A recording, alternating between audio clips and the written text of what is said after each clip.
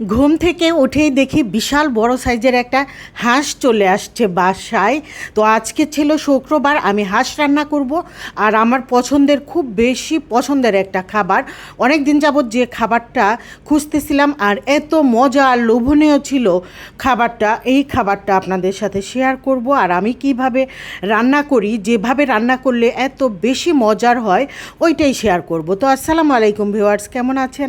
এখানে হচ্ছে বিশাল বড় সাইজের একটা চীনা হাঁস বলে, এই হাঁসটা পেয়ারি কেটে নিচ্ছে। তো এইখানে হাঁসটা ছিল 3 কেজি ওজনের। পেয়ারি বলতেছে পুরাটা হাঁস রান্না করেন না আপু, হাঁস করেন আপনি, কেটে কুটে দিচ্ছি আমি, অর্ধেক রান্না করেন। অনেক বড় হাঁস, যাই হোক, সে একদম নিজের লোকের মতো হয়ে গেছে। 3 বছর যাবৎ সে আমার সাথে আছে। এই তো হাঁসের মাংস কেটে কুটে এখানে দিল। দেখেন কত লোভনীয় লাগছে, আর হাঁসটা খেতেও ছিল ভীষণ মজার, আর আমি খুব যত্ন করে রান্না করেছিলাম। তো এখানে একটা প্যান বসিয়ে দিলাম, তার কথা মতোই আমি অর্ধেক হাঁস রান্না করব আজকে একটু বেশি নিয়েছি, আর অন্য দিনের জন্য একটু মানে 1 কেজির মতো রেখে দিয়েছি। আমি 2 কেজির মতো রান্না করছি। তো প্যান বসিয়ে দিয়ে গোটা গোটা গরম মশলা দিয়ে দিলাম, পেঁয়াজ কুচি দিয়ে দিলাম। সব কিছু যখন একটু লাল লাল হয়ে আসছে, তারপর আমি সব বাটা মশলা এখানে দিয়ে দিলাম। আদা রসুন বাটা, জিরা বাটা, ধনিয়া বাটা, হলুদ গুঁড়া, মরিচ গুঁড়া, তারপর হচ্ছে এই যে গরম মশলা দিয়েছি, নামানোর আগে আবার গরম মশলা গুঁড়া দিব, টালা জিরা গুঁড়া দিব, সব কিছু দিয়ে নামিয়ে নিব। আর পেঁয়াজ বাটা দিয়েছি এখানে, আর গোটা গোটা রসুনও আমি দিব। তো হাঁস যেহেতু, এটার মধ্যে একটু বেশি মশলা লাগে। আমি যেভাবে রান্না করি হাঁসের মাংস, রসুনটা একটু বেশি করে দিই। আমি রসুন বাটা দিয়েছি, আবার গোটা গোটা রসুনও দিয়ে দিব। এটা হচ্ছে শুক্রবারের ভিডিও। দেখেন আকাশটা মেঘলা ছিল, শুক্রবার দিনও কিন্তু ঢাকায় বৃষ্টি হয়েছে, একবেলা রোদ ছিল। তো হচ্ছে হাঁসের মাংস, এখানে মশলাটা আমি খুবই সুন্দর করে কষায় নিব, তারপরে হাঁসের মাংসটা দিয়ে দিব। আর এই প্যানে পোলাও রান্না করব, পোলাওটা বসিয়ে দিলাম। তারপর চালগুলো দিয়ে চালটা একটু ভেজে আমি পরিমাণ মতো পানি দিব। এইখানে আমি 3 পট চাল নিয়েছি, 6 পট পানি দিয়ে দিব।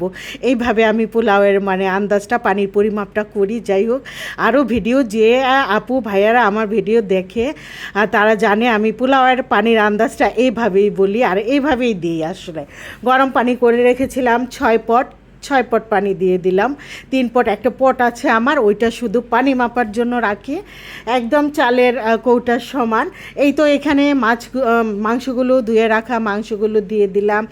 তারপর মাংসটাও আমি সুন্দর করে অনেকক্ষণ কষায় নিব। এই কষানোর মধ্যে আমি কোনো পানি দিব না। মাংস থেকে যে পানি উঠবে, হাঁসের মাংস থেকে, এই পানি দিয়ে অনেকক্ষণ হাঁসের মাংসটাকে কষায় নিব সুন্দর করে, তাহলে কিন্তু মজা হবে। আমি এখানে গোটা গোটা রসুনও দিয়েছি, বাটা রসুনও দিয়েছি বেশি করে।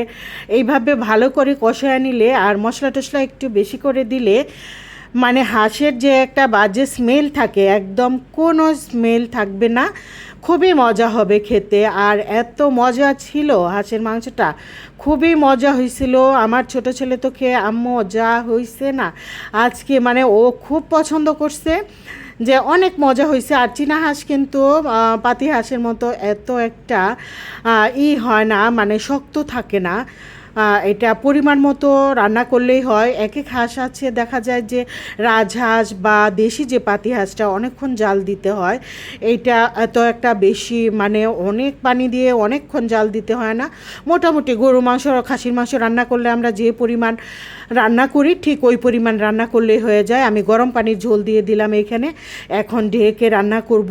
আর পাশের চুলায় তো পোলাও হচ্ছে, আর এক চুলায় হচ্ছে মাংস হচ্ছে, 2 চুলাই ঢাকনা লাগিয়ে দিয়েছি হচ্ছে। আর আমি পাশ থেকে একটু ভিডিও করে নিচ্ছিলাম। আর যে কথাটা বলতেছিলাম যে খুবই মজার একটা রান্না করব আজকে, লোভনীয় একটা খাবার। এই রান্নাটা আমি যেভাবে করছি এইভাবে করে নিলে খুব মজা হবে, মানে এটাকে কেউ অবহেলা করবে না।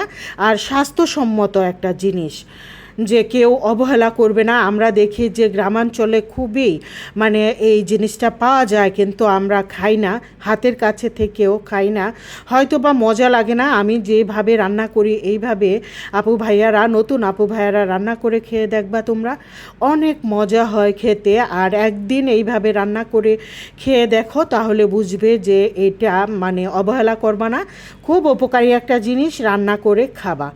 আর এইটা হচ্ছে কি বলে, এই তো পানি দিয়ে দিলাম, এইখানে 6 পট পানি নিয়েছিলাম, পানিটা ঢেকে সিদ্ধ হতে দিয়েছিলাম, আমি ফুটতে দিয়েছিলাম, পানিটা কমে নাই, তারপরও আমি অল্প একটু পানি রেখে দিয়েছি। অনেক সময় দেখা যায় যে চালের ভিন্নতার কারণে পানি অল্প পরিমাণে কম বেশি লাগতে পারে, গরম পানি আমি একটুখানি রেখে দিয়েছি।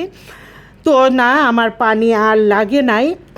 যাই হোক, আর এখানে এই যে মাংস রান্নাটা আমার প্রায় হয়ে আসছে, আমি একদম কোনো ঝোল রাখবো না, এইরকম অবস্থাতেই নামিয়ে নেব। একটু কাঁচামরিচও দিয়ে দিয়েছিলাম, তার এই যে সাদা সাদা দেখা যাচ্ছে এগুলো হচ্ছে আস্ত আস্ত রসুন দিয়েছিলাম হাঁসের মাংসের মধ্যে, কবুতরের মাংসে এইভাবে গোটা গোটা আস্ত আস্ত একটু রসুন দিয়ে দিলে অনেক ভালো লাগে খেতে। তারপর হচ্ছে এই পোলাওটা হয়ে গেছে, একদম দেখেন কত সুন্দর, একদম ঝরঝরে হয়েছে, উপরে একটু কাঁচামরিচ দিয়ে দিয়েছি।